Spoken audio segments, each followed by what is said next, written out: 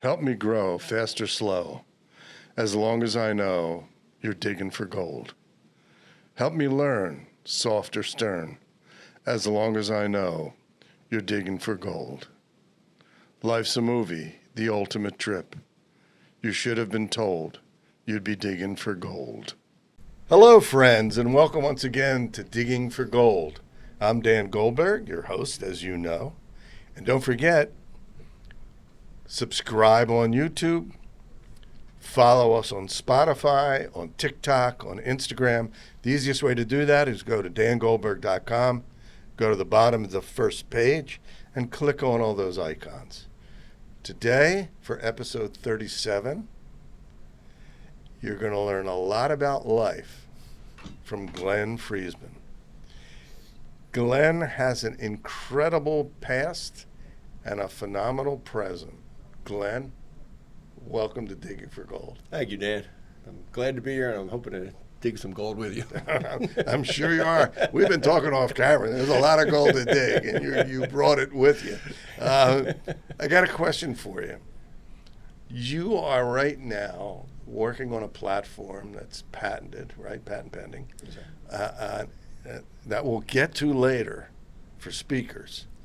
But you have an interesting past that I think a lot of people can either identify with or look at in awe.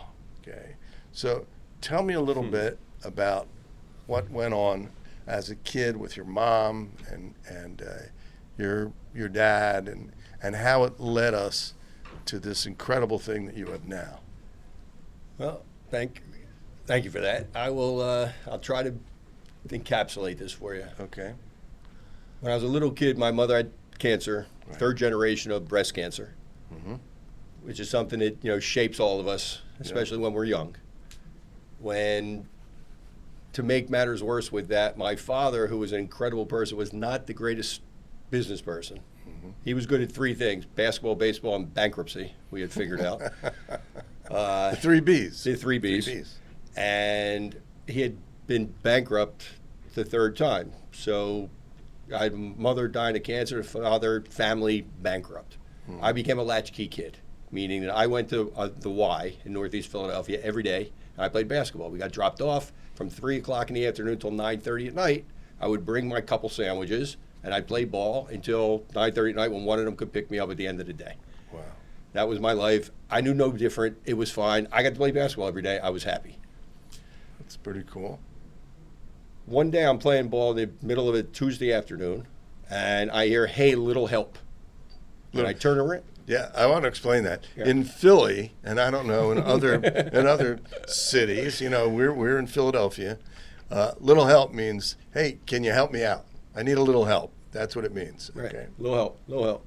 So I turned around, and I was about 5'7" at the time, and I was a shooting guard, and I was only 13. So it was very hard to get into the adult games. Right. I was a hell of a foul shot shooter, though. So the way you got into those games is you got in line. If you made the first foul shot, then you got in the game, and then you got to pick your team. The goal was I always wanted a center. I turn around, this guy's like 6'6". I only see one thing. I can get a center out of this.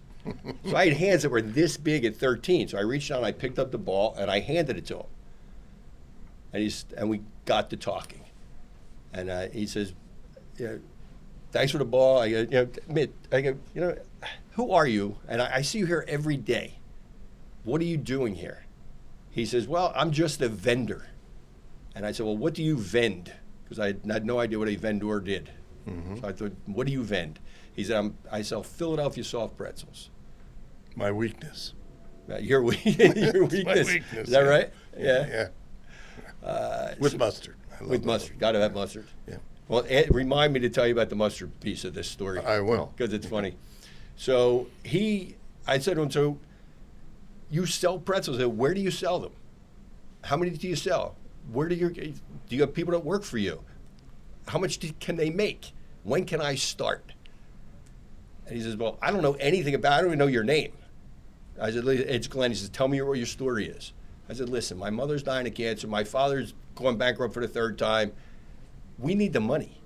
I said, "If I can make $25 a day like you're saying, that's like I could get in my mind, $150 a week. He said, well, it's not every night. I said, okay, well, whatever it is, it'll help. So he says, I said, come meet my parents. He says, because there's no way I'm giving you a job. You're 13 or 12. I can't do it. So my parents invited him to the house. We had dinner, and the conversation comes up, well, what do you want to do? Why do you want to do this? I said, Mitch, 3 nights ago at 2 o'clock in the morning, I heard my father screaming out the window of his bedroom on the 3rd floor that they're taking the car. Next thing I know, he has a baseball bat, and he's chasing the guy who's repoing his car down the street. I came out of my underwear, and I watched him literally hit the truck with a bat as it was leaving. And I sat on the curb, and I cried, and I said, this will never happen to me. There's that thing about ask the universe for what you want, and you get it. I said, Mitch, 3 days later, you're sitting there asking me for a little help.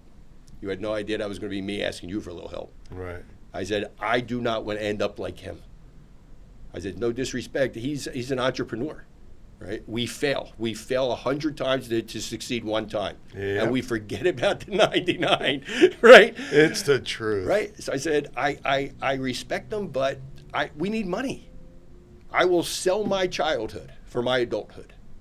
I will sell the next 7 years of my life until I get to college so I can graduate college and have the money and the smarts to move forward without what our lives were. And he agrees. So I worked every game down at the old Vet and the Spectrum. Phillies, Sixers, Eagles, Flyers. Every circus, every concert, and in parade routes from Maine to Virginia. Wow. Every game, I sold my 300 pretzels, and at the end, we would get 25% of what we sold. So I brought in $75. They were $4 for $1 then. Now they're $1.20. Yeah. They were $4 for $1, right? Yeah. And we gave them mustard. Right. We gave the them, little packets. Right. Yeah. And then when we stopped giving them mustard, they go, where's the mustard? We'd say, it's baked in. And they would say, okay, and they would leave. It's baked in. I love that. It was baked in. Why? Because, Dan, they were leaving the game, right? And we were between the doors and their cars. So they were all running. Right. Now, if you went to a game with my father ever, in the 7th inning, he was panicking that there's going to be traffic. We have to leave the game now. So while they were doing that, right, it was very fast to grab their money, and it's baked in. Right. Anyway, worked for them about 30 days. Made my $25, worked some parade routes, made between $150, sometimes $175 for one night. I'm like, this is incredible, one day. And every day when I came home, I would take the money and put it on the kitchen counter, and I'd go to sleep. So about 30 days into it, I overhear my parents talking that they're coming to take the house, and it's coming fast because we've been through everything. We're done. We were working in Dundalk, Maryland the next day. So he picks me up. We're driving out to Dundalk, Maryland, and it's me and him and his 4 other pretzel guys who are all between 25 and 35 years old, and me, who's 12 and a half. And I would sit and I'd listen to them talk. So he's on the way home. He says, after everyone dropped everybody off, he says to me, you're a little off today. What's the matter? And I said, they're taking our house. And the cars, they've already repossessed. I said, I need $13,500 tonight or today. And I've done the math, and I will pay you back with 10% interest. And he said, Glenn, I'll give you the money, no interest, but I'm going to control the money, and I'll pay myself back as you work. I said, Mitch, you can do whatever you want. And he handed me that day $13,500 in cash. Wow. 12 and a half years old. What a man. Right. Yeah. What a man, right? I came home. I put that money on the counter. The next morning, Glenn, I know you said you were going to work with him. Does he rob banks? Like, what are you doing with this money? And I explained to him the story. And he says, you just changed everything about the dynamic of what's going on in our house, money-wise. And I said, you know what? What's done is done. I'm going to be able to pay this guy off. You have to, no more businesses. Go get a job. Do your thing. He never opened up another business. He never went bankrupt again. My mother ended up getting 10 more years, which is, I'll tell you how. But he taught me lessons as we went, that there's money to be made everywhere. I got to keep my eyes and my ears wide open. And what do you see? What do they want? Well, get you every single thing as long as you can solve that question in business and in life. Yeah. So every Saturday and Sunday we would work a parade route someplace or a game someplace. I knew every Saturday, Sunday because I had this debt to pay back. So like maybe a year into it, Dan, I'm sleeping in his house because I would sleep there because he'd pick me up from school on a Friday, and on Monday morning he'd drop me back off at school. Wow. So I could work the parade route Saturday, Sunday, and the games on Friday night, and if there was something on Sunday night, and then I'd get dropped off again. So on a Saturday, I wake up, and it's like 8:30. And I knock on his door, I go, Mitch, I think you overslept. He says, I didn't oversleep. What are you talking about? He goes, we're not working today. I said, Mitch, I owe you like $13,000. We have to work today. He goes, you don't owe me 13 anymore, and we're taking a day off. I said, Mitch, I'm not comfortable with that. He goes, all right, well, you've learned a lot in the last year. Find us something that we're going to go make some money on. He goes, get the Daily News. Remember the Daily News? Sure do. Right? So I open up the Daily News, and I'm looking, I go, listen, Mitch, the only thing I can find is a Temple football game. He goes, they get 1,500 people there. I go, so you told me there's money to be made everywhere. He goes, all right, we'll go. So Temple Stadium. The old Temple Stadium that's not there anymore. Right. The Mifflin Street or something, wasn't it? Mitchner Street. Mitchner in Northwest, in Mount Airy. Right, yeah. right. West Oak Lane. Exactly. It deserved to be dilapidated when we were working on it. There, yeah. I used to go to games there. I used to go to concerts there all the time. Right. Yeah. Great old spot, but, not exactly the vet. No. Or Citizens Bank Park. Right, for that for that matter. Yeah. So we're talking, and we show up there. I go, Mitch, you forgot to pick up pretzels. He says, Pretzel Reds is closed by 7 a.m. We have to order those pretzels. We're there at 5:30 in the morning. We get our pretzels, and we're gone. There's nowhere to get pretzels. Right. All the pretzel places we have in Philly didn't exist yet. You couldn't go to the corner store and get them. So I said, so what are we doing here? He goes, we'll figure it out. And this is the story of life's money everywhere. Sure. So because we had red Daily News aprons, it was an all-access pass. It was like a free ticket everywhere. Because he was 6'6", we would walk straight up to the gate. We both had our schmatas on. Right. And he would say, listen, don't laugh, don't say anything. And we'd walk in, he's 6'6", he would go to the guy, we're the pretzel guys, we're the pretzel, they totally forgot, we got locked out, we got to get in right now. And he'd take me and he'd push me through the gate.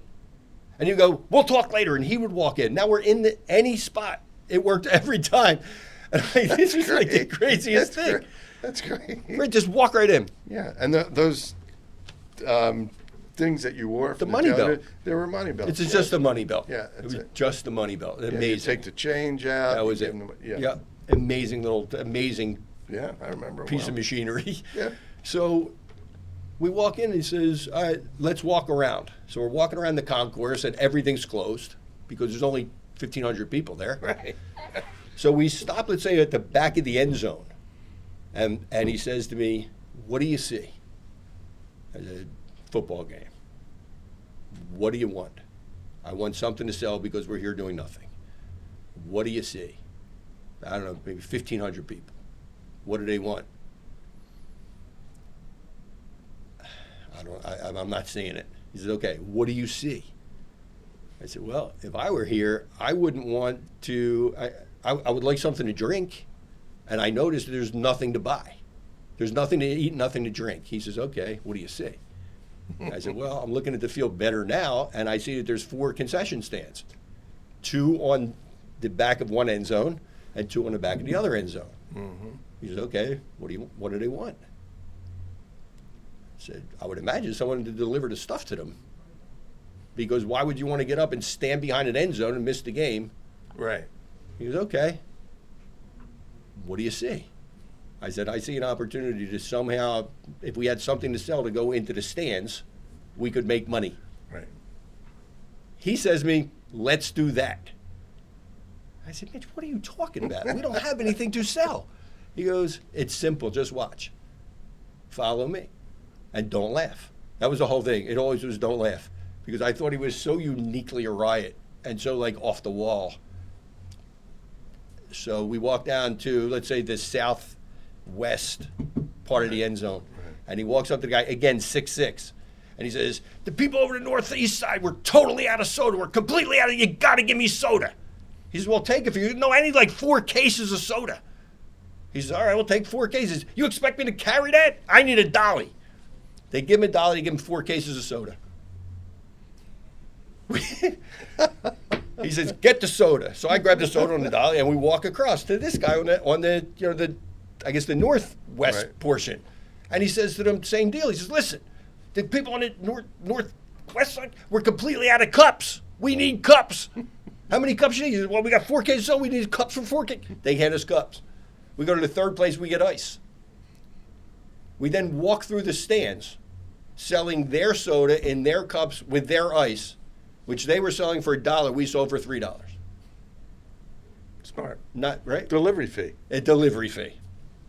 You were the original DoorDash within the state. I didn't know that. Right. We could have retired when I was 12. Right. Exactly. So we ended up, so we're sitting there now. We're only a quarter into the game. And we already did our play. So we had $300. And he says to me, oh, it's coming up to halftime. How much money do we have? I said, $300. He said, okay. How much did it cost? I said, we had no cost. He said, how much did it cost them? I said, well, they were going to sell them for $1. He said, great. Then give me back the actual casuals. Give me back 50 of your money, and I'll take 50 of my money. I said, okay. And I hand him 50, and he goes in, because they were having a 50-50 raffle. And he goes down to the 50-yard line, and he puts the money in the bucket. And he comes back and I said, that's kind of cool. We're going to double our money if we win. He said, I didn't put my name on any of those tickets. I said, you just gave away the money? He said, no. I gave them back their money. Ethical. Very ethical. Very ethical. So he taught me how to live and survive on the streets with ethics. Yeah. Morals and values. But he taught me that I can literally find money everywhere.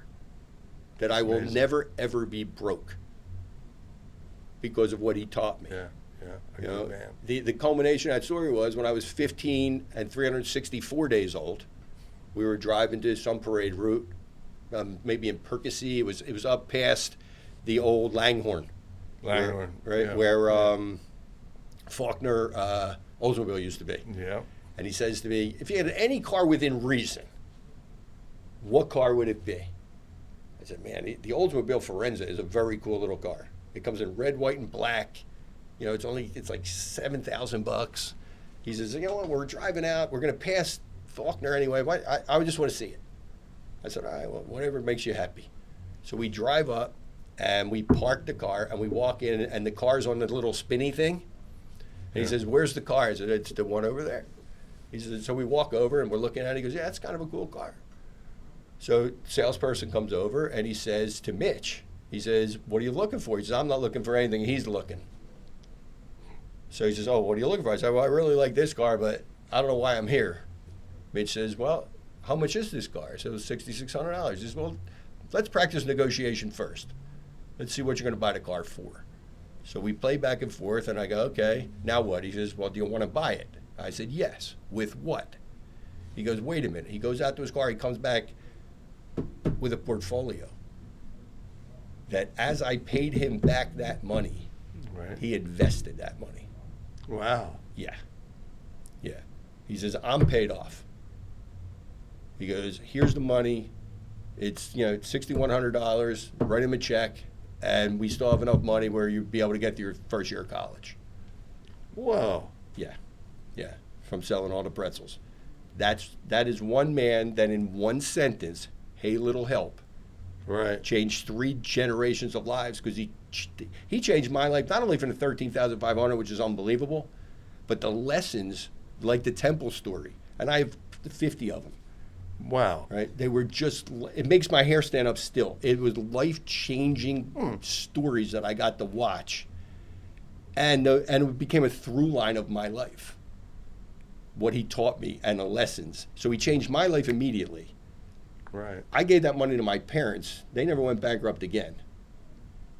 And my kids got not only the knowledge of what I brought to the table, but what he gave me.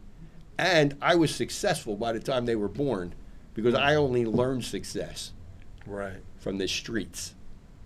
Wow. From So- pretzels. From a pretzel. Right, from a pretzel. It's amazing. Yeah, so that was that's how that all started. Hmm. Yeah. Being a vendor. Being a vendor, just a vendor. Yeah. I was a vendor. What'd you vend? Coke, 7-Up. We'll have a Coke or a 7-Up. Okay. Popcorn here, corn in the horn. Wow. Yeah, at the Phillies games Okay. in 1963 and 64. Wow. Yeah, and I came home every night Yep. and I put it on the table just Same like way. you How about that? for the family. Yeah, how about that? Yeah, Yeah. it was a trip. Yeah, it's the best, isn't it? It is the best. Yeah. You got to see every game for nothing. I was in the stadium because I'm Okay. a baseball freak. I can't Gotcha. wait till the spring training starts in the season, but I get it. I get it. I Right. get the work, the hard work. I get the sales pitch. I get the whole 9 yards. And boy, he was a great mentor. Yeah, yeah. And it was amazing. We never paid for anything. We snuck into every event. Just as if we, the only event we ever paid to go into Yeah. was, remember when the Rolling Stones came to JFK? Yes. And Philadelphia thought it'd be a good idea to sell 110,000 tickets without seats, Right. without assigned seats, like first come, first serve for 110,000 Philadelphia fans. So Mitch was the only time he ever paid to get inside the event. Wow. We brought 100,000 pretzels and 10 of us to that event. We showed up at 10 o'clock in the morning, doors opened at 1. Parking lot opened 11 o'clock the night before, nothing to eat, nothing to drink. We show up like the Messiah at 10 a.m. Right. Okay, we sold 30,000 pretzels before the doors opened. Jeez. Before the doors opened. Wow. We then go in, we set up, and it was a joke. I mean, we were just literally, and no one would get up from their seats. Because once you got up from that lawn seat, someone sat on your seat. Right. There was no assigned seats. By 4 o'clock, we're sold out. So everyone, all 9 of them, including Mitch, are all cheering. We're done. We sold our 100,000. This is great. I'm like, Mitch, we've been here since 10 o'clock this morning. The Rolling Stones are coming on at 7. Can we please stay? He said, I really don't want to see it. I said, come on. I said, we're already here. He said, well, what are we going to do until 7? I said, the same thing we did in Temple. Let's go find money. He says, you're really addicted to this, aren't you? I said, yeah, this is kind of a fun game. So I said, all right. He says, fine. You want to stay? We'll stay. We start walking the concourse again. We pass a Jack and Jill truck. I said, Mitch, you know what the thing about this Jack and Jill truck is? That guy never gets out of his truck. If you want a Jack and Jill, you got to leave your seat and come up. He's missing all the opportunity of just taking that, grabbing, going down there. He goes, they don't have another person. I said, we have other people, me and you. Let's buy his ice creams for the $2 and we'll go sell them for $5 without a 50-50 raffle. Right. He goes, wait, I have a better idea. He walks up to the guy, he says, how many Mickey Mouse bars you figure you have in there? I says, I don't know, maybe 5,000. He goes, if I give you 5,000 in cash, will you walk away from that truck? I said, for 5,000 in cash, you're going to hand me 5,000 in cash? You won't see me until 10 o'clock tonight. He says, good, we got a deal. He goes, give me the keys. So he got the keys to the truck and 5,000 ice creams, which we did exactly that. We took his coolers and we filled it up and we walked down to the stands and we sold them for $5 a piece. Oh, that's a great story. $5 a piece. The classic is that we have maybe 100 left, and the Stones are starting in like 15 minutes, and everyone is pushing up. He goes, where do you want to watch it from? I said, the front. He goes, okay. follow me, hold the thing, just keep yelling ice cream, but don't stop. He says, because we have these red things on, they're going to part like the Red Sea. We're going to be like Moses, and they're going to let us through because they think we work there. And we literally walked from the back to the front yelling ice cream. We got to the front. And I said, all right, now what? He says, yell it one more time, and everybody that surrounds you, give it to them. And when your thing is empty, take your cooler, put it over the fence, and let's watch the Stones. And if there were any ways of taking a selfie back then, wow, you would see me and him sitting front row. Right? I had $6,600 cash in my pocket, take home that day. Wow. Right. That's money making everywhere. Wow. When I was talking to Mick Jagger, he told me that he remembered seeing you. It would surprise me. Yeah. It would not surprise me. No, that's a great story. Yeah, so I was not talking to Mick Jagger, folks. Right. That's a joke. Yeah. But that's amazing. Yeah. And that shaped my entire life. My entire life became, I can control any situation. Yeah. And if it is to be, it's up to me. Yeah. Oh, yeah. That's yeah. my old client, Sid Friedman, used to say. Okay. That. Yeah. Yeah. If it is to be, it's up to me. So my twist on that was, and I had it on my walls in my office, the only way to predict the future is to create it. It's true. Yeah. Absolutely true. Yeah. That's a beautiful story. Yeah, man. Yeah. It was amazing to go through, and I never once thought anything other than this is an incredible journey. That all my friends are doing this, and I am doing this. Just because you picked up a basketball. One basketball. Yeah, one basketball. And At the everything that Y. leads to it. At the Y. At the Y. Yeah. Yeah. That's amazing. Yep. Wow. Change your life. Yep. It literally changed literally. your life. Yeah. And my mother, thank God, she got 10 more years. Wow. Do you remember Move? Sure. Of course. Okay. Remember Irv In West Homer? Philly? Of course. Okay. Yeah. He was on the radio all the time. Exactly. Yeah. So my father owned a candy store years later, maybe 7 years later, from all the bankruptcy stuff. Right. One of his friends and the family got together. We got my mother. She needed something to do. So we bought a little tiny candy store in Richboro, Pennsylvania. Okay? Just for some fun. Right. And when he would advertise on WWDB. So With Irv. With Irv. And Irv and his wife, Queenie, became friendly with my mother and father. And they would go out to dinner. One night, they're at the dinner at the Hideaway Restaurant in New Jersey. And Irv says to my mother, you know what? I know you have cancer. I know, but something like turned. What's going on? She said, we got the prognosis. It's not good. There's nothing more they can do for me. I got 10 more years I wasn't supposed to. I think, time is time. He says, I have friends of mine who just came back from Mexico, and they're working on a drug called Laetrile. Have you heard of Laetrile? Sure. Right? Which was not approved by the FDA because you can't make any money from the oil of an apricot. Right. Right? So they a lot banned of people went to Mexico. For that. So my mother, bankrupt at the time, Irv Homer, my father says, well, I can't get there. Irv says, I'll take care of it. So he made the plans for my mother to go down there. He paid. Irv paid. Wow. For my mother to go down. We were still bankrupt. We didn't have any money. It was just... So she goes down, and in 30 days, she gets some relief. Wow. Some relief, 30 days. So my father says, listen, Irv, this is great, but I can't afford to stay here, and you can't ship it home. Irv says, listen, they're going to give you enough for the next month, and just bring it home with you, and we'll figure something out. What do you see? What do they want, right? Same idea, right? But now it's Irv doing it. So my father gets a call one day and says, listen, I want you to come down to this station. I got somebody that's on the air with me this day, and I want you to meet him afterwards. My father doesn't answer, okay, great, or whatever you like. So he comes down, figuring it must be somebody with a candy order or whatever. Right. And out comes, at the end of their show, this mountainous man who was, the leader of Move. His name just slipped my mind. Right. Africa, but yeah. Last name Africa. Huh? Yeah, Africa was the last name. Yeah, right. But it was that. That's not. It'll come as we're talking. Yeah. probably. So anyway, he comes out and he says to my father, Mr. Homer tells me about what's going on. He goes, I understand you can't afford to bring in that product, and it's illegal to bring in that product.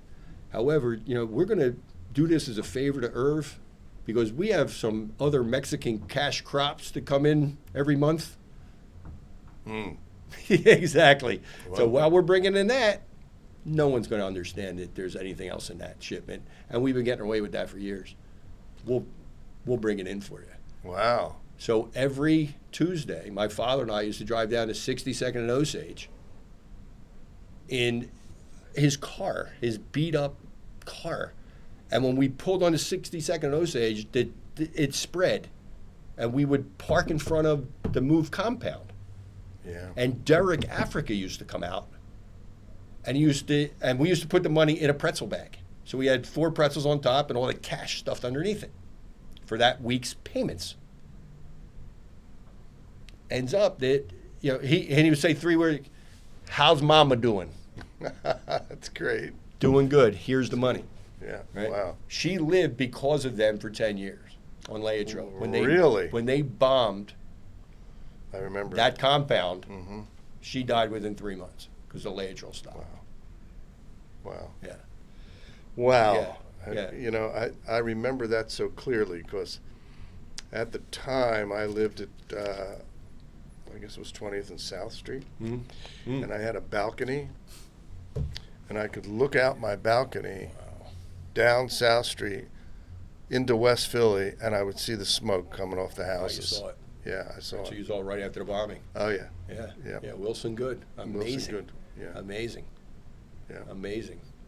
But yeah, we learned so much that we don't know we're learning. Always. You know? Constantly. Yeah. Constantly. And it's amazing that I look at my life 50 years later, and it was the lessons I learned at 12 that are still my guiding principles in my life. I've said this, I know I've said it to my students, but I believe I said it in the podcast. I would say to them, you're 22 years old, you're 20 years old, you're 19, 21, whatever it is.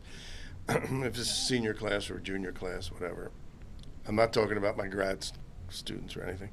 And I would say to them, like that, you'll be 50. You'll be 70. You'll be my age, okay? Just like that, the snap of fingers. And all that stuff in between, you better take in. Yep. Because that's what's going to teach you how to keep moving forward. Yeah. So listen to things. Listen. 80-20. Talk 20% of the time, listen 80% of the time. You'll learn, just like you did. It's Yeah. the same thing. So the 80-20 I learned was from Mitch. Yeah.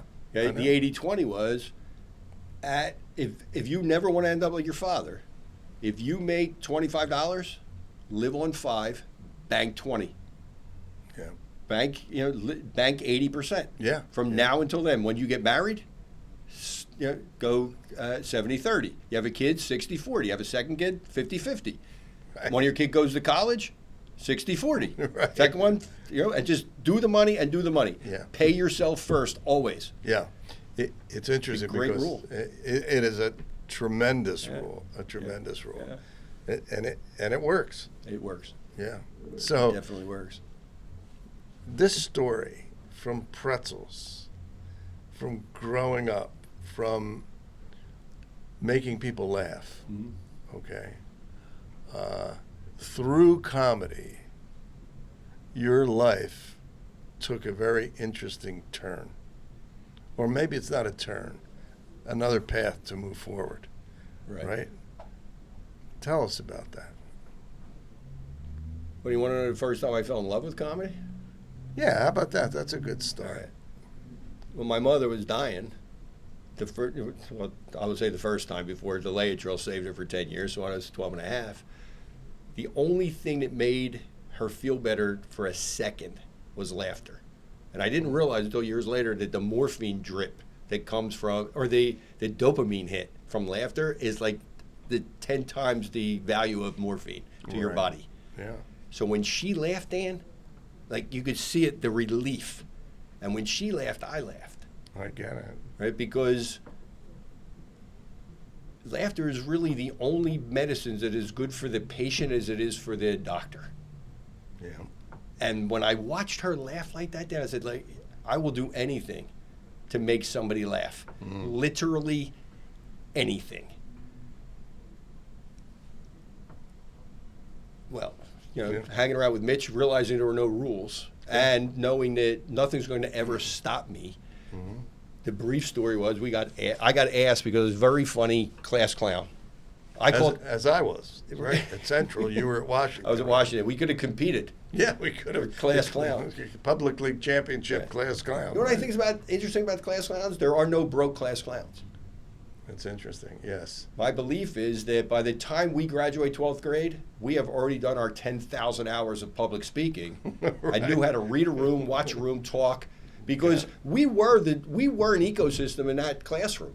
Yes. The teachers that used us to their advantage always had a better class. The ones that fought with us, the class rebelled, and it was a fight.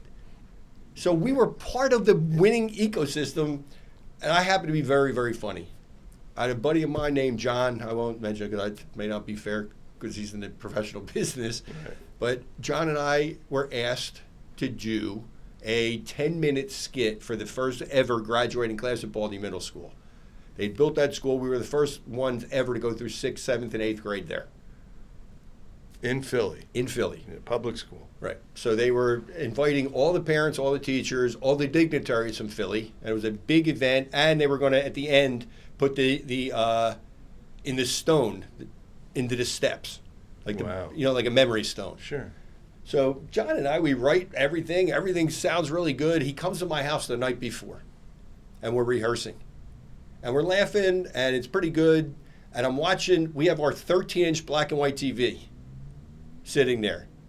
That he had to hold the antenna, and I had to have the wrench to turn the pliers Right. to turn the channels, Right. right? So we're turning the channel, and on comes a story about a guy who just married 3,000 couples in New York.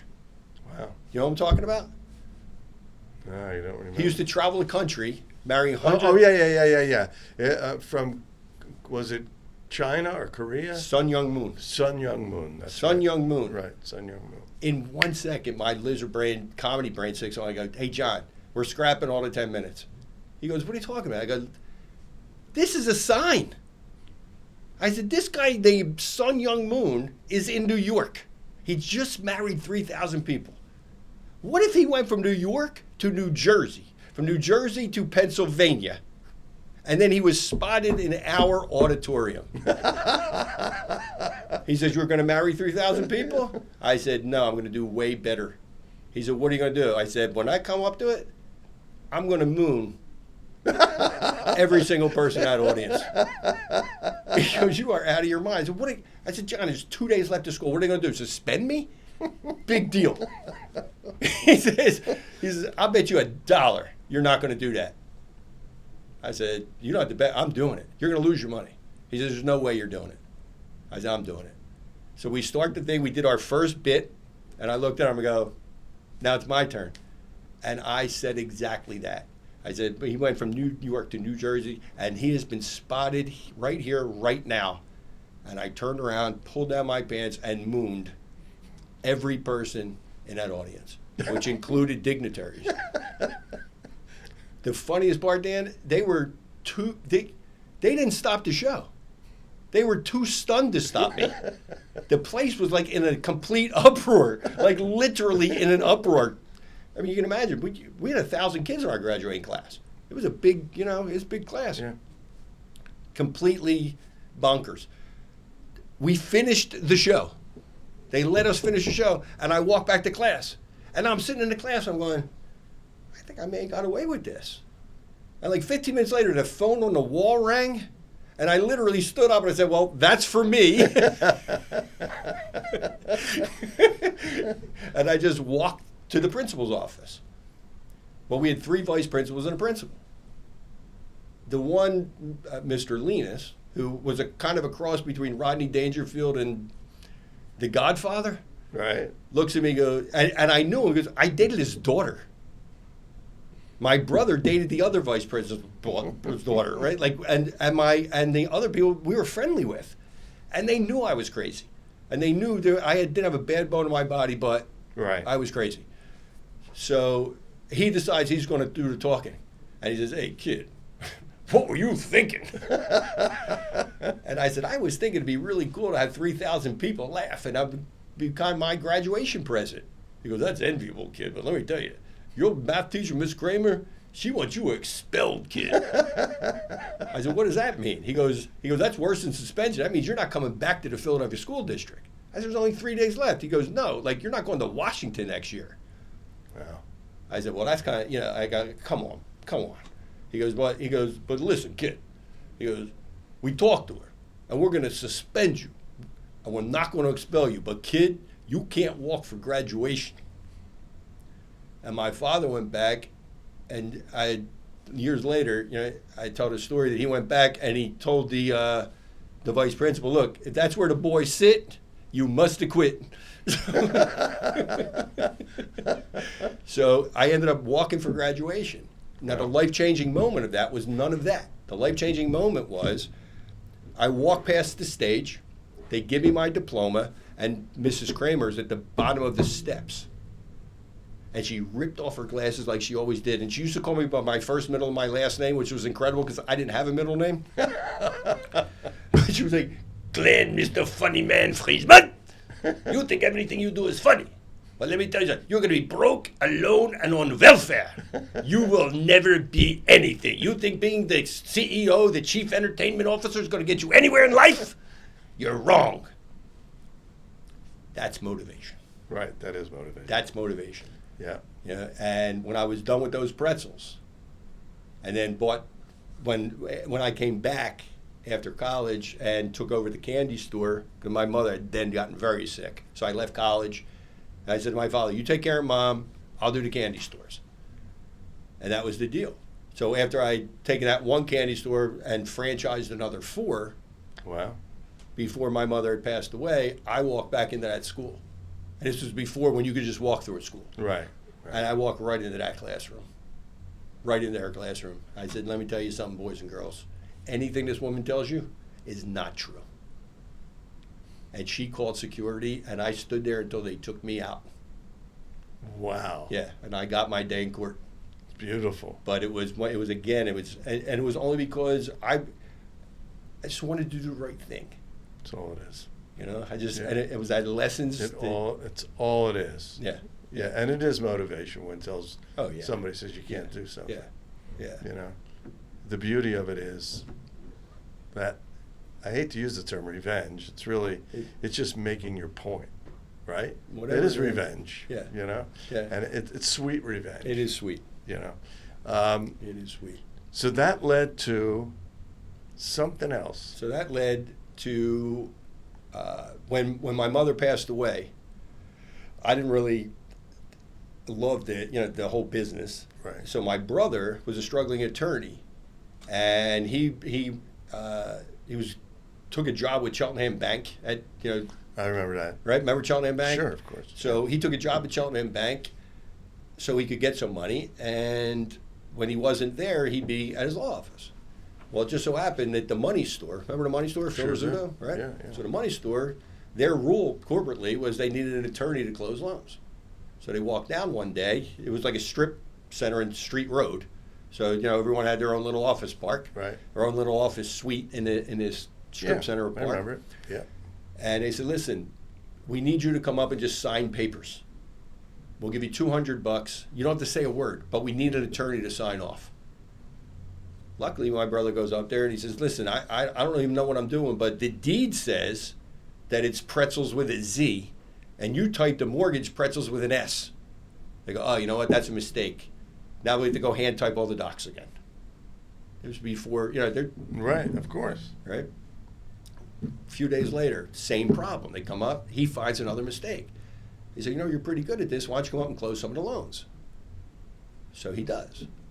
His idea of closing loans was, "I'll do it for $200, no problem. And while I'm at the closing table, I'll say to the people I'm closing a loan for, Do you have a will? Just in passing. I'll do your will at $10. Why? Because he hoped that once they left, they got in a car accident. And he could actually make some money for these people.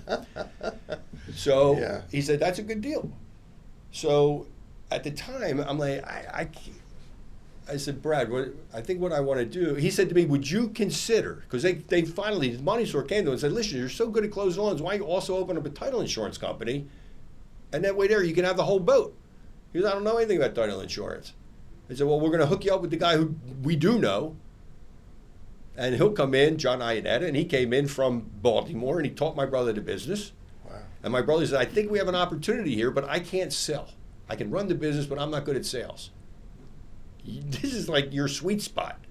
How about you stop doing what you're doing with the candy store? Let's sell the 4 franchises. We'll give Dad the money for the ones and for the 4 franchises, and he could just basically sit in Richboro for the next 40 years. And if he makes that, if anyone comes in, good. If they don't come in, I got a question. Did you sell the franchises to the people who owned them? Yeah, we turned them back over to them. So yeah, but I mean, how did you start the franchises? Oh, I sold them. Yeah, you sold them? Yeah. I found a guy who does franchising, and they fell in love with our method. And now we've built the store. Yeah, well, it was a gift shop. Yeah, like Incredible Edibles? Yeah, Okay, sure. so we did all that with candy. Oh. So we would do gift baskets. So again, Shiva, birthdays, bar mitzvahs, right? Anything that needed candy, we would package it so we could take $20 worth of candy and sell for $50 because it was now packaged. And my mother had great. She was like an artist, so she could create a perfect little package. Wow. So we had a store for 35 years. Wow. That little candy store. So we sold 4 franchises, and my father had that store until he was maybe 85 years old. What was it called? We're Not All Nuts. That's great. Yeah, We're Not All Nuts. That is great. Yeah. That's great. Yeah. So okay, I didn't mean to take you off. Oh no, that's fine. So anyway, your brother Yeah. decided that you guys are going to do title insurance. His title insurance business. So again, I look at this thing. I'm like, well, what do I see? What do they want? And Dan, it was 5 days in. I said to my brother, how many deals are they doing up at the money store up the street? He goes, I don't know, maybe 30. I said, do you realize they have like 8 branches in Pennsylvania and 7 in Jersey? He said, what do I care? I want this one. I said, okay. I have an idea, I'll let you know. So I, unbeknownst to him, walk up to the money store the next day. I put on an outfit, a suit at the time, and I walk up to the money store. And I got very lucky because the manager, the senior manager, and the big boss from Washington, D.C. happened to all be there. I'm a brash 22-year-old kid that understands that I'm never going to be stopped by anything. That's my attitude. Mm-hmm. So I walk into these guys. These guys have been doing it for 40 years. And I said, listen, I know you give my brother, 10 deals a month. I said, but you're doing like 30 or 40 out of here. Out of Pennsylvania, you got to be doing 200. And if you're doing 200 in Pennsylvania, you got to be doing another 75 out of New Jersey. I said, if you could tell me what it is that your other title companies give you, and I can give you at least that and match that, can we ask for more work? He said, how long you been doing this? I said, 5 days. I said, go sit in the lobby. So I sat in the lobby for maybe 30 minutes. And I walk back in, and they give me 5 demands. We are going to walk. Dan and his wife are walking into our place on Monday morning. They want a mortgage. We're going to call you up and say, I need you to look up Dan at this address, and I need the exact spelling of his first and last name, his wife, or whoever else is on title, and the address. Then I need you to wait 20 minutes, and I need you to walk up the street and close the loan. Then you're going to go back, and you're going to record the documents the same day. During the next 3 days, which is called the right of rescission, of course, you are going to have to order title, get it back, get the mortgage payoffs, clear the title for any tax waters and sewer or any other liens, and fund my deal on Friday. And you're not funding it, we are. I say, okay. No problem. I walked back in. I said, Brad, I just had a meeting with the money store. Why? I said, well, I wanted to get more work. He said, what'd they say? I said, we can get all their work, but these are their 5 demands. He said, it's impossible. I said, why is it impossible? He said, first of all, it takes 2 weeks to get just the search back. He says, it's illegal under title terms to not handle the money. You can't get a title back and then get a mortgage back. I said, Brad, what if I can? He said, go ahead. I'm back at 12 and a half years old now at Temple Stadium going, it's sitting in front of me. Yeah. It was way easier, though. I called up his searchers in Philly, Bucks, Montgomery, the 5 big ones. Sure. I say, hey, Joe Bromley, how much money do you charge my brother? He says, $10. I said, you charge him $10 and it takes you 14 days? He goes, nah. He says, when I walk in, I can get around to it. I do other people. I said, all right, well, if I give you $30, can I have him back the next day? He says, yeah, absolutely. I called all 5 of them, and all I had to do was bribe them. Cash king. I said, okay. Right. So I start to get them back on time. Right. And I start to work the deal. And I call the underwriter, and I said, listen, it's a national company. It's the money store. They're nationally traded. We got to take a shot. I said, and you know it as well as I do that you're never, ever, ever paying a claim on any of these deals. You know that residential title insurance for second mortgages is complete BS. And yes, for second mortgages. Right. It was complete BS. But they had to have it insured. It was the only way they could sell it to Fannie and Freddie. It had to have an insurance policy. But all liens, mortgages, exceptions, overlaps, boundary disputes were accepted out of the policy. The only thing we accepted claim on was if we missed the mortgage. Smart. Okay. Right. Yeah. The money store never picked it up. They were happy with it. Yeah. Fannie didn't care. They had you know why? They went, got it on the checkbox. That's all they cared about. And all they care really is the right of rescission, for people who don't understand this, is that whenever you make a purchase on anything, basically, especially higher level stuff, you have 3 days to negate it by law, correct? By law. Yeah, by law. Yeah. So if you have buyer's remorse, Right. you can cancel the deal. But you only have 72 hours. You only have 3 days. Right. Yeah. Right. So as long as they didn't give the right of rescission back, by the midnight of the 3rd day, they would fund. So we nail that system down, and 30 days goes by, and I call them up. I said, listen, we're doing everything you want. What do you think? He said, well, Bob Hamilton, the guy from Washington, the big boss, is coming back in. In 2 weeks, we'll have lunch. Just keep up doing what you're doing. So 2 weeks goes by. I say, hey, Brad, we're having lunch with Bob Hamilton, his son, Bob Jr., and Mary and Jack Hill. He goes, they're all coming. I go, yeah. He goes, what did you do? I said, I worked it out. I think I worked it out. We've been giving them great service. He goes, if you screwed up my ability to get those 10 closing, I'm going to be not happy. I said, you know what? It's worth a shot. Let's see. Well, we sit down at lunch, and this story goes, we sit down and, after the pleasantries, he goes, so your little brother here tells me you want all our work.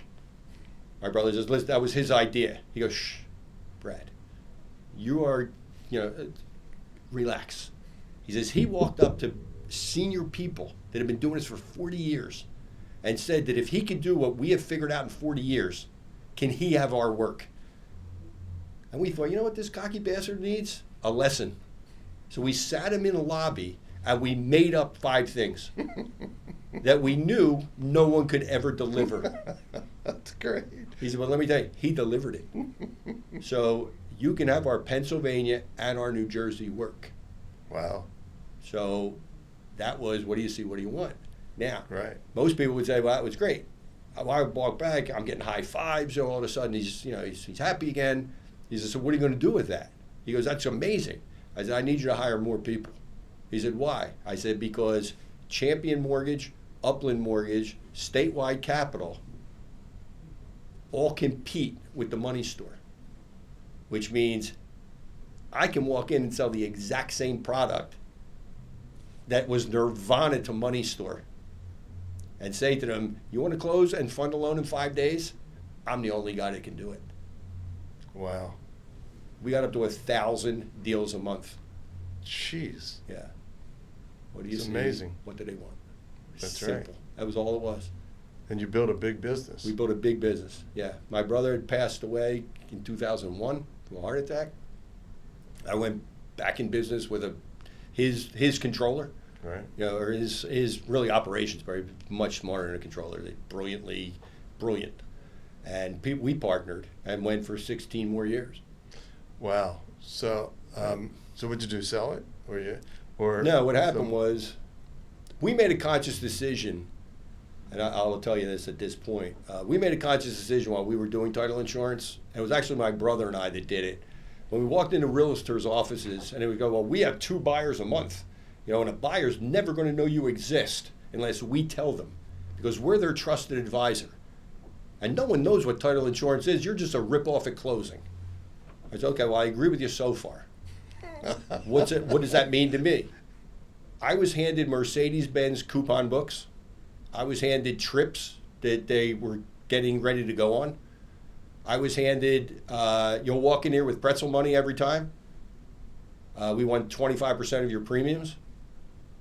We want cash. We want jewelry. We want stock. And I said, I'm not paying you at all. He said, well, then you're never going to get a deal from us, because that's the way the industry works. And I said to him, well, who's doing that? And they named 3 companies. I said, you know that's illegal, right? They said, oh, it's absolutely illegal. I said, but you're willing to give me the title companies' names? They said, why wouldn't we? I said, because it's illegal. I said, they're not coming after us as realtors. If they'd stop anybody, they're going to stop the title companies, not us. I said, I'm going to beat you at that. So 2 things. Number 1, I went down to Washington, D.C. with title insurance underwriters who were lawyers title at the time, who became Fidelity National, who became, right, big ones. And we met with Jack Kemp. It was the coolest meeting I was ever in. Gigantic conference room, no introductions. You sat down, they reached over, they pressed the button, and you're on. What they had in front of everybody was like a placemat with everyone's business card to where you were sitting at the table. I love this story. So the meeting goes, and Kemp says, so what are we doing here? And I tell him about the extortion that's going on. And that's exactly my words. I said, they are extorting money from the title companies. I said, it's got to stop. We can't play on an even field. He goes, Mr. Freezman, do you realize there's 1,300,000 realtors in the country? And there's about 10,000 title agents? And the realtors as a group vote our party? Who do you think we're going after? We're back on the record. He says, so tell me more about what you want to do. Just like that. And I said, really what I want to do is I want to do legalized extortion. I said, I want to walk into that place and say, listen, as a mortgage company or as a realtor, and I have no plan on doing it with a realtor because they can only sell 2 or 3 houses a month. A mortgage company like the Money Store is 400. Right. They can keep that too. I'm not begging. I'm not buying them donuts for every day. I'm just not doing it. I'm not going to sit at their open houses for hours and listen to them. I don't care. Right. You want to be nauseous just thinking about it, right? I said, I'm not doing it. We're not doing it. So he said, so what's your plan? I said, I want to walk in with mortgage companies, and then you can do it with realtors, with everybody else. And I want to say to them, you control the buyer. I get that. No one will know who I am unless you do it. So how about if we start a title company called the Money Store Title, and Champion Title, and Statewide Title, and Enterprise Title, and Gallagher Title. I said, and we'll just own title companies that are 50-50 with the people. And it will be a legitimate affiliated business arrangement. So if it costs $10,000 to open, mortgage company puts up 5, we put up 5. They control the sales, we control the operation. At the end of the month, all the bills are paid, and if there's $500 left, they get $250, I get $250. Legal extortion. He goes, write that into law. Wow. Yeah. And today, it still exists. If you walk into a realtor's office now, they have a mortgage company, a title company, and their real estate company. It was from that framework Wow, that's incredible. Okay, so years later, where it was incredible, and we had a great run. It doesn't owe me anything, Right. but when that market changed, Yeah, the market did change. and there was Took no, a dump. we were strictly refi at that Right. point. Second mortgages went away, Right. and we became a refi shop. So we started at the money stores 22%, because it was 19% under Ford, right? Gerald Ford had 19% mortgage rate, so your credit cards was like 25, 28%.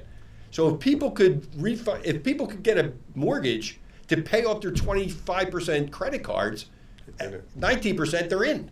Right. So it went from 19 to 17, they did it again. Then it went to 14, they refied again. 11, they refied again. When it got to 2, there was no one to refi. Right. The realtors have already gone into business with somebody in their partnerships. So we're like, well, what are we going to do? We're late to the realtor party, and we badmouthed the whole thing for all those years. Like, literally, I was very vocal about the extortion that was going on. Right. But that was my selling feature, that we figured out how to do it legally. So, yeah, so the end of that story was that we went from 1,000 deals a month at our prime to 19 deals a month. I remember that when that happened. Yeah. I remember it well. As a matter of fact, a number of mortgage companies, one in particular was our client. I had a firm called Goldberg, Strunk and Levy, and we consulted to all kinds of companies, internationally and nationally. And one was a mortgage company, and when it dumped out, when they couldn't afford to do it anymore, Yep. and the interest rates were crazy, Yep. right? The guy who owned it, stuck us with the You're consulting now. consulting. Yeah. I remember it to this day. Yep. I know who the man is. Mhm. He's a very well-known person, and I remember how much that bill was, Mhm. and I remember how much it's worth today. Yeah. When I do a calculation from back in the 80s to today. Oh, God, yeah. It's a lot more money. And he's a well-known guy and a very wealthy guy, but I'll never forget that he beat me. Does his name sit on any hospital buildings? Not to my knowledge, Okay. but I'll tell you who he is once we're done. Yeah, I'm sure. Yeah. Okay, off camera, Yeah. as we say. Yeah. But it's very interesting. 'Cause Yeah, I no, remember it well. yeah. I remember it well Yeah. when it was a total dump out, and It was how complete, and it was overnight. I mean, those guys it were just was done. like bingo. Yeah. And I know what he went through. I know Right. exactly what he went through. Right. So, but anyway, now Sorry, you yeah. have something Yes. as a speaker, Yep. right? Yep. To help people who want to speak. So it evolved to this, It right? evolved, And yes. and I'm familiar with it. I love it. I want you to explain it, folks. If you're a speaker out there, Yes. you'll want to use this. So if you're a speaker, you know the hardest part about speaking is the fact finding opportunity and applying for those opportunities. Our historical and our data showed, and everyone we spoke to shows that it takes 2.5 hours to find an opportunity and apply for it. It is mind-numbing, horrible work. And you have to do it 3 to 4 times a day, so you're working 7.5 to 10 hours a day, or if you're good at it, 6 to 8 hours a day, and sending blindly. You're sending blind out resumes, basically. It's like looking Right. for a job Right. to somebody else out there. So at 50, when I thought I retired, when we sold the title company, I thought I would speak. And I'm spending these 2.5 hours and getting nothing and getting nothing and getting nothing. And finally, I have a buddy of mine that said, why don't you come to work at this company I'm working for? It's a really cool little gig. And it was on the, just real brief, it was on the back end. So I knew everything from the first signing of the mortgage application to when it was signed, but I knew nothing about the payments. I get it. So that allowed me the opportunity to know end to end. Mhm. So I spent 6 years learning that business, and then 3 more years in a consulting gig for the next. When that all ended, well, what am I going to do when I grow up? You know what? I really wanted to be a speaker, just like I really always wanted to be a comedian, but speaking actually Right. pays. Right. That's the only difference. Yeah. Right? I can make $150 for a 45-minute set, or I can make $10,000 for a 45-minute set. Right, So I'm exactly. going back to speaking. Dan, nothing changed. Mm-hmm. I found myself again sitting there going, "Oh my God, like this is there's got to be a better way." So I research it and I begin to write a program just for myself. It says I speak on this: resilience, obviously; leadership, obviously; finding money where there is no money, obviously. Okay, where can I go? And I start to write a program that can go out and find these opportunities for me. But now I have to sort all through them. I still have to fill out the paperwork. My resume's in this spot. My headshot's over here. They want a certain thing on that opportunity. It doesn't quite align with mine, so I have to update what my key challenges or takeaways that I would actually speak on. Is my keynote's the same, and every speaker will know this, right? Your keynote is the same, but your takeaways are different if you're speaking to the nurses or the construction guys. Exactly. Right? Your Sure. message is the same, but the takeaways are different. Absolutely. The learning objectives are different. What you're solving for them as a speaker, the challenges are different. Your stories are the same. Your lessons are the same. But you have to tailor it now to every one of these opportunities. Still mind-numbing. So now I go back and I start to rewrite something that says, how can I take my speaker one page or my speaker website, look at the opportunity, and then in screen 3, have it reprint what my speaker website was, custom tailored to that opportunity. And that's what I invented. And then I invented 2 things. Number one, an autofill that will go back to everything that we know about you and fill out the paperwork for you. If in fact, that website, allows it. Yeah. Either which way. If they don't allow it, they can copy and paste because we give them an entire diagram of every question that they're going to be asked. And now we've rewritten it where if they say, yeah, your bio is really nice, but you have to give us 247 characters, we build AI right into my program. You just hover over that question, you put it into my AI, it says, please reduce bio to 247. It spits out, it goes on your form. Amazing. The piece we patented was that, do you use ChatGPT at all? Sorta. Yeah, not often, lot. but yeah. So- I mean, I know that students may Right. use it a little bit, and I may use it a little bit, but Right. not much Okay, because so there's a reason for it. Yeah. Right. So the nice part about ChatGPT, we're not out of existence yet. The way everyone thinks is going to happen, Yeah, because it's not ChatGPT needs an editor. Exactly. It needs somebody because it doesn't know anything other than what's already been said. Correct. And the problem with ChatGPT is it takes everything that's fiction and nonfiction and gives you such a brilliant answer. You're going, seems right to me, right? And everyone just goes with that Yeah. because right? There is no source of truth, is my point. Correct. However, the problem that I had with ChatGPT is if I would sit and write something down, it's going to sound different than when you write it. If we both tell ChatGPT the exact same prompt, you and I now sound the same. Understand what I'm saying? Sure. Right? Absolutely. It doesn't pick up our personality. So what I patented was we look at their text, something that we have their web page. Then we ask for, give us something that you've orally spoken. I don't care if it was your kid's party, you Right. spoke at the Rotary Club. I just want to know your cadence. I'm not grading you. I want to know your cadence. Now send me something that you video. Now tell me what your psychometric is. Meaning are you what's your Myers-Briggs score? Oh, yeah. What's your 16 DISC. personality? DISC DISC score, score, yeah. right? Myers-Briggs, your DISC score. So I'm an ENFJ. Yeah, I'm a D and an I. Right. So you're on the other one. Right. You're on the DISC. Right. So then we have, every time we give you back answers for you to copy, for you to use, we give you ABCs. And each one of those deals with personality traits. So after 20 or 30 of those, We know every single thing. So if I would write it or you would write it, it's going to sound like you. I did a test. I did a test with a struggling author who was literally struggling. And he said, I just can't get my words on. He says, then I tried ChatGPT, but it's not working. I said, just give me 3 of your chapters. He's a well-known guy in Philly. And I said, just give me 3 of your chapters and let's have lunch. So we have lunch, and I literally, he didn't know it. I took my camera, and I just went like this, and I put it towards him so it looks just like yours. It's black. Right. You can't tell. And I videotaped our lunch.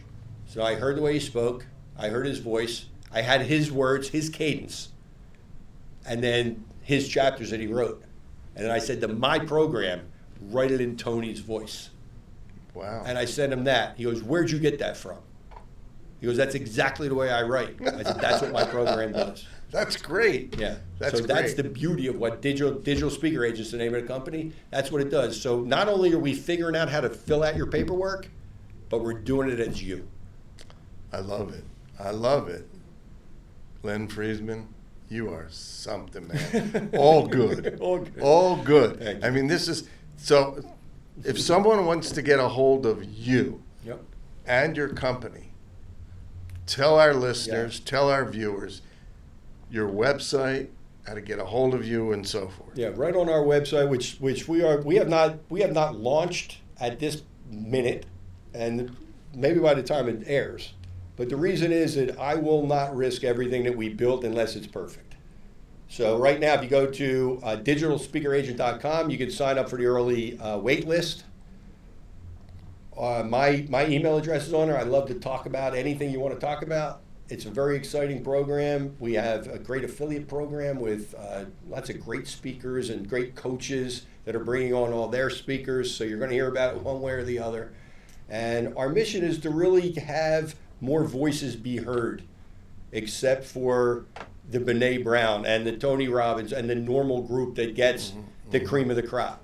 There's 180,000 opportunities out there a year, and I know there's 1,200,000 of you out there. I want to give you all a shot of getting on stage.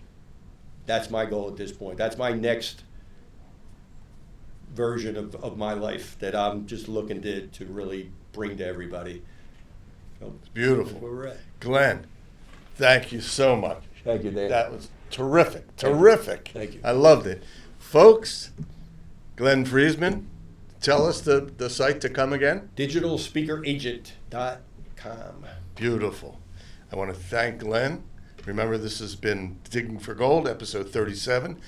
Don't forget, go to dangoldberg.com, click on all the icons for Spotify, for YouTube, for TikTok, for Instagram.